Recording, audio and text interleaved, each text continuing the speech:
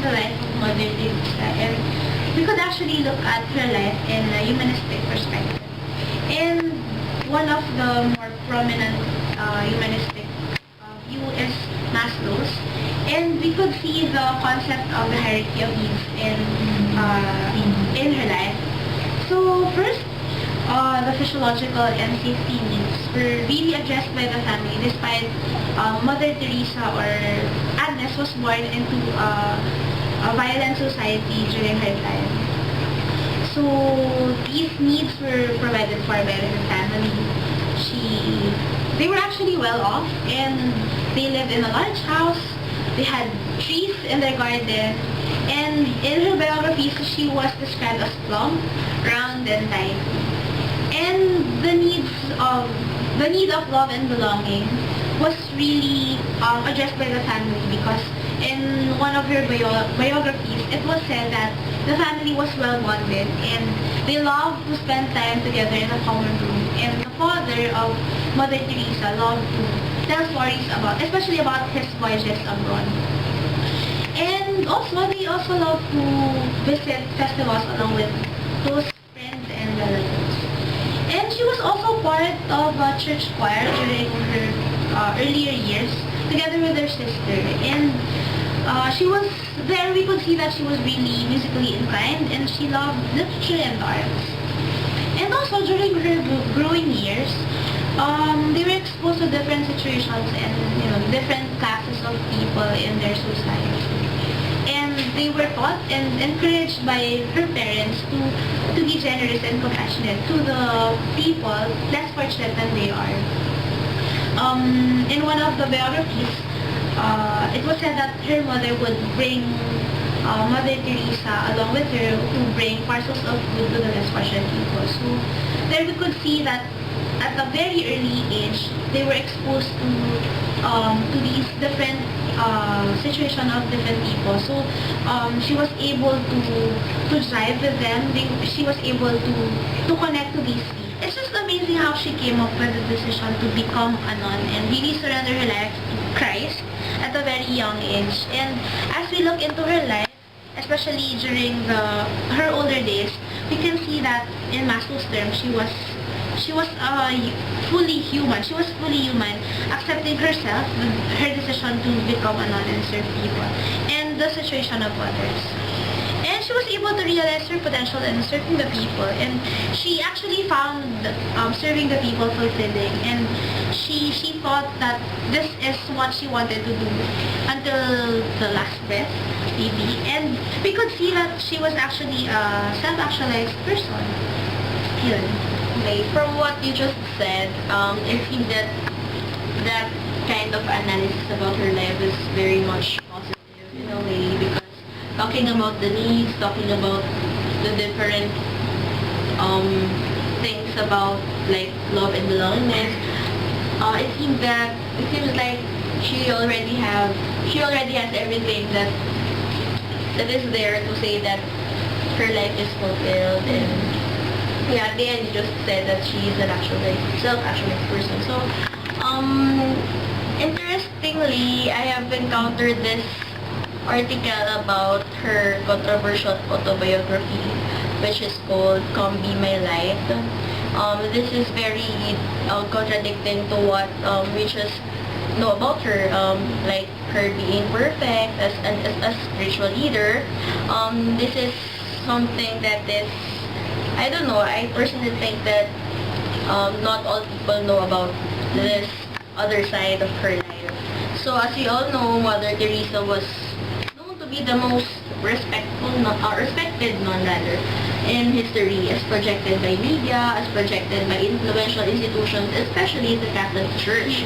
She had always worn that cheerful smile, and she was known for her care for the poor and care for the beggars, people. That she even decided to leave Albania at her early age and live in India to serve the Indian beggars and weak people. So she even was called the living saint prior to her canonization. But behind these taken for granted notions about her perfection as a holiness on earth, like that.